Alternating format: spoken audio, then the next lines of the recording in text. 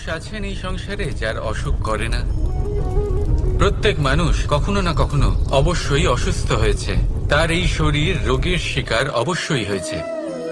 এবারে দেখুন, এই রোগ আসে আবার এই রোগ চলেও যায়, কিন্তু সেই রোগ আমাদের কষ্ট দিতে কেন সক্ষম হয়? কারণ হলো স্বচ্ছতা। যদি এই স্বচ্ছতা শরীরে না থাকে তাহলে মানুষকে শারীরিক কষ্ট পেতেই হবে। ঠিক সেইভাবেই অত্যন্ত প্রয়োজনীয় হলো এই স্বচ্ছতা যেন মনেও থাকে। যদি এই স্বচ্ছতা মনে না থাকে তাহলে মানুষ চারিত্রিকভাবে কষ্ট সহ্য করেন। এবারে নিবারণ কি হতে পারে? বড়ই সহজ এর উপশম।